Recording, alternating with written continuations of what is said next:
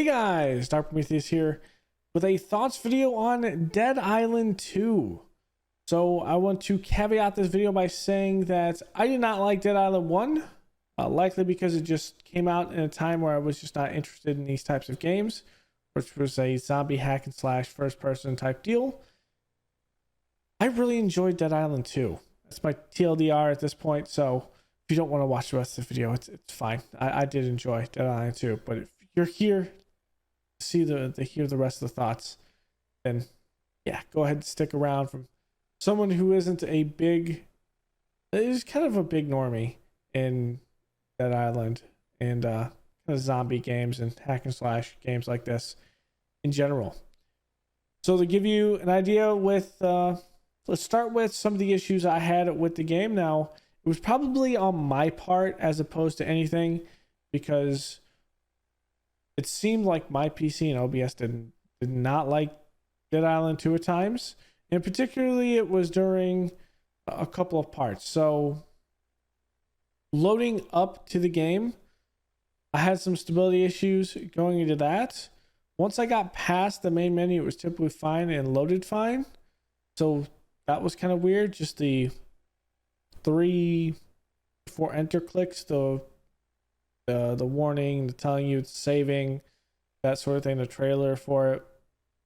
Once like skipping through that was a tad bit difficult. And then if I got a lot of awards or rewards for a mission, sometimes it would hang up, but I think that's more so on my end than it is on the game. And that is because the game, I don't think, likes OBS that much. My personal opinion, I don't know. I mean, I would see some issues with OBS rendering, but my computer would be fine at times. So I think it's just these two do not like each other sometimes. All in all, though, I mean, it was probably about a handful of crashes while we were streaming. I had some crashes, kind of getting it launched up the first day, that sort of thing, getting the settings set, kind of going back and forth and kind of experimenting with that. But ultimately, we got it through, and I thought once we started playing, we didn't really have any stability issues with that. So I think it was just on the fact of the PC and OBS and starting from Epic Games that didn't really like it at times. To go into the gameplay itself, so instead of having like your 4 survivors, you have 5 slayers that you can pick. One of them being Sam from the first game, which many people will pick. We ended up picking Ryan, who was the fighter in the game, more oriented into defensive toughness, but also in the fact that we picked him up because if he does a block and then you do a finishing move on a zombie, you actually get health back from that. And I thought that could be a good thing if I'm terrible at this game. And in fact, it helped us quite a few times in a lot of engagements, particularly at the front part of the game, because we were playing on the hardest difficulty and we didn't have particular abilities like the Fury ability or anything like that. So we were kind of just stuck in melee and with the card system, and it was just about trying to stay alive at that point. It really was helpful with that. The other characters kind of spec around, say, dodging. There's ones around heavy weapons, that sort of thing. So I feel like there's a good set of characters that allow you to kind of spec how you want from there. We went with swords, and it kind of just worked with the higher defense and the swords with the leeching and sapping of health, and we were able to go through that it worked pretty good. It worked just fine for us.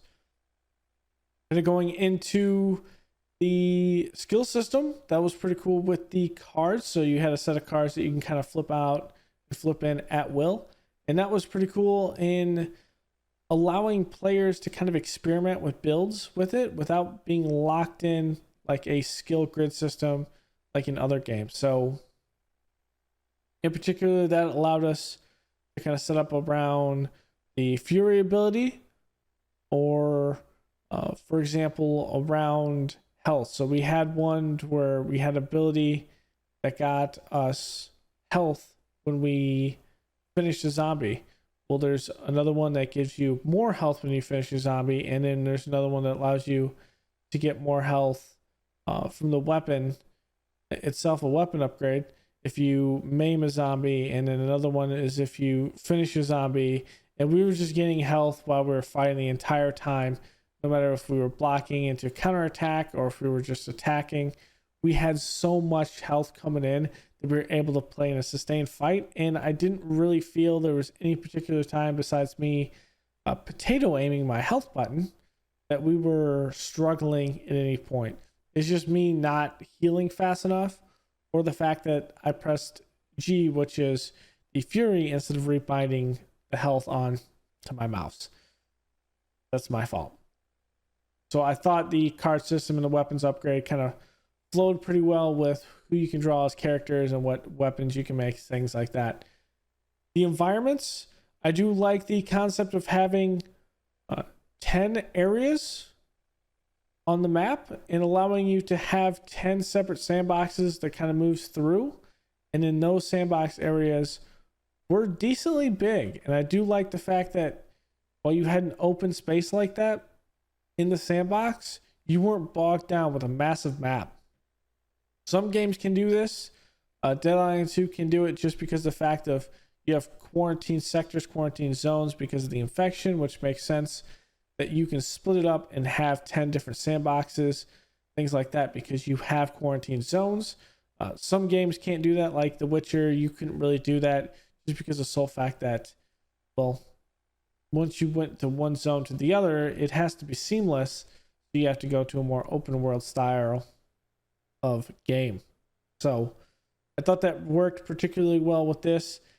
And the areas themselves, the sandboxes, weren't massive, but you didn't feel like you were hemmed in or they were small. So I thought that was particularly well thought out.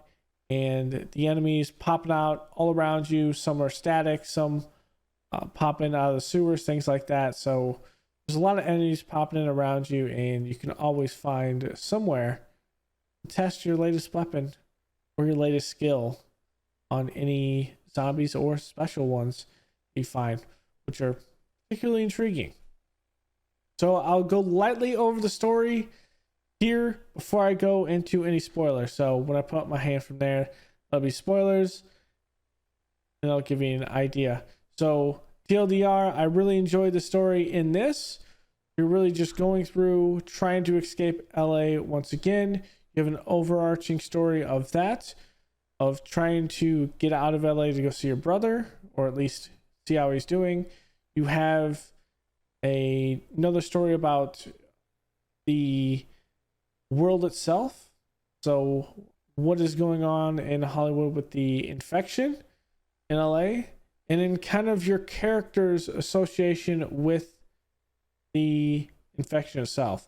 So you can kind of guess from the first game itself, if you played it, Sam B is immune. So since he is one of the Slayers, you have to imagine then Slayers are immune themselves, and you'd be right with that. So you have your relation to the virus and why you're immune is kind of explored, and how you're immune is also. So I thought the story was pretty well thought out. There's some twists and turns in there that I really did not see coming, that really opened it up for a Dead Island 3 or future DLC, which I really do enjoy. There was some moral ambiguity in there with the, not really the villain wise, but you never really knew who the villain was in this.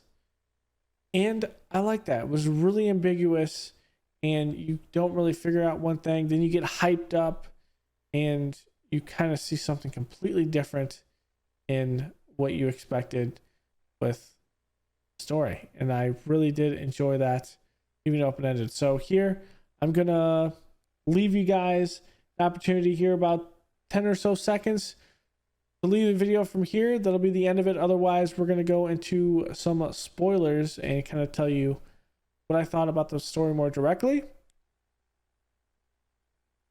Okay.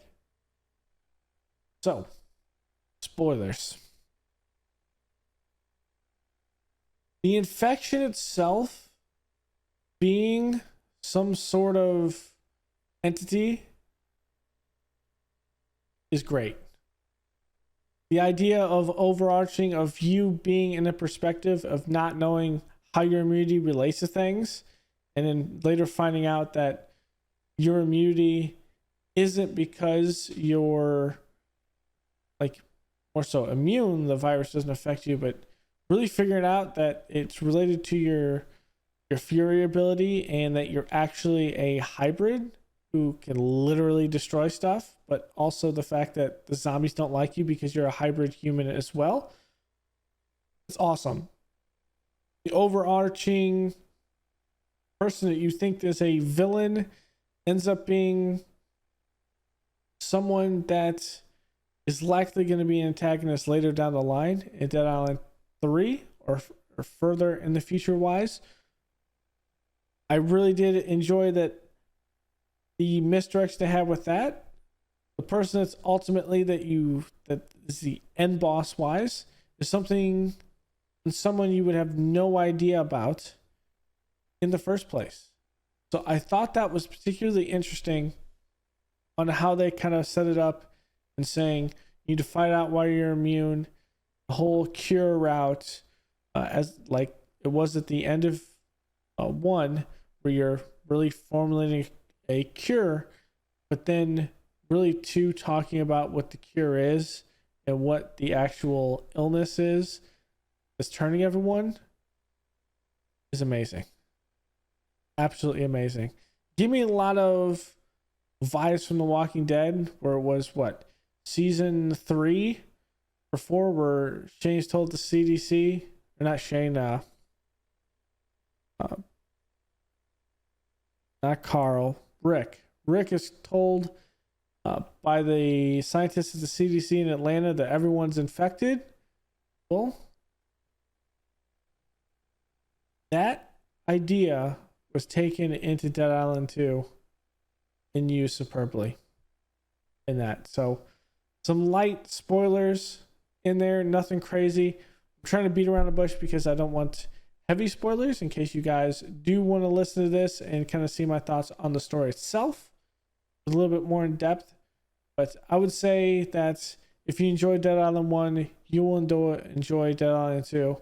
And if you didn't really enjoy Dead Island 1, but your taste in games have changed to where you would like a chill zombie hack and slash type deal, I would say check it out, because that's kind of the boat I'm in. Chill game like this.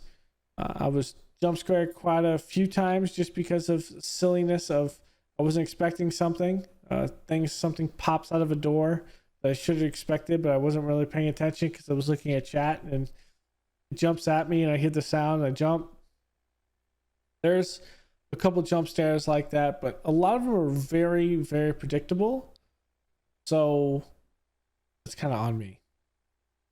So that's going to be it for my thoughts video here, rambling for about 13 minutes. I think that's good enough for you guys. I know it's good enough for me. So thanks for hanging out.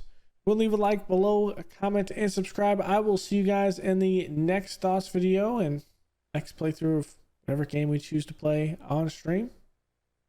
Thanks for hanging out. I will see you guys next time. Later.